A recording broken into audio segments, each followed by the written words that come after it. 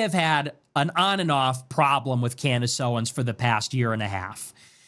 Last year, she goes around saying she has no idea who I am. She's never heard of me.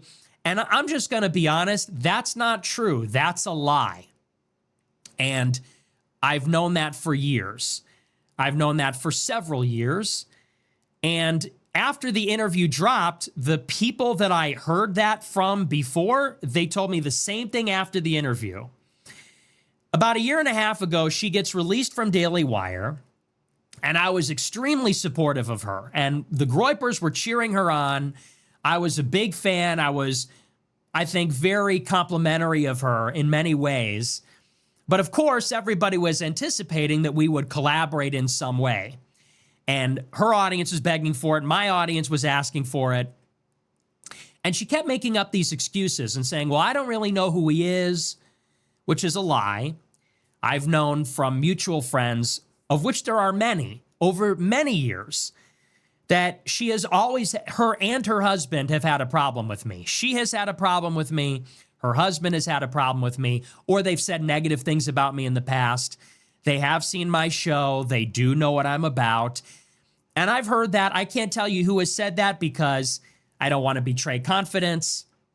Also, there are people that are not necessarily big public supporters of either of us, or at least of me necessarily.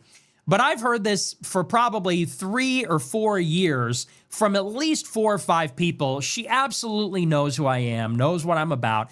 And how could she not? She is an employee of Daily Wire and Turning Point USA, and both of those companies are obsessed with me. So it's very believable. But that's not even the biggest problem. A year ago, she says, well, I can't have you on my show because of YouTube. I can't have you on my show because of a lawsuit. I can't have you on my show because you never asked me to be on my show. And, you know, not all those things can be true because, of course, if you can't have me on the show because you're worried about being banned on YouTube, well, you could do it on Twitter or Rumble or any other free speech platform, even your own website. She says, well, I can't do it because of my lawsuit. Maybe that's a legitimate reason. But then in the final calculation, she says, I'm not going to have you on because you never asked me. And it's like, okay, so if I asked you, would the lawsuit go away? Would the restrictions on YouTube stop being in place? It doesn't make sense to me. Anyway, I'm not going to relitigate that here. I'm not actually interested in that. Maybe what she's saying is true. Maybe it's not. Who cares? But that was the basis of our back and forth last year. That's a big reason of why we fell out. I felt she wasn't being forthcoming. Another major reason for our falling out is because although right out of the gate, she was very strong about Israel and about the Jewish topic and related subjects, very quickly she changed her tune. And if you remember, this is very highly publicized. She started saying, actually, it's not having anything to do with Jewish people. It's about the Frankists. You remember this vaguely? She came out very strong out of the gate from Daily Wire saying, Israel is influencing our country. What's happening in Gaza is a genocide. Ben Shapiro is clearly has a dual loyalty, or maybe even a single solitary loyalty to Israel. She came out very strong in that direction.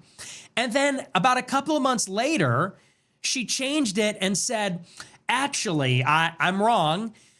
She said, it's not real Jewish people. They are the followers of Jacob Frank, who is a 17th century rabbi who was, even though he was Jewish, he was a Satanist, and his goal was to infiltrate Judaism. And ever since then, there's been this esoteric conspiracy to use the Jews in Israel as a front so that they will catch the blame for the agenda of a satanic cult. And I remember when she said that, I said that, like, first of all, I mean, that's either the dumbest thing I've ever heard, or it's just completely ignorant. And it's maybe an ass-saving tactic. This is like a way to appear less anti-Semitic, maybe to save your YouTube channel. This is a way to maybe salvage some career prospects.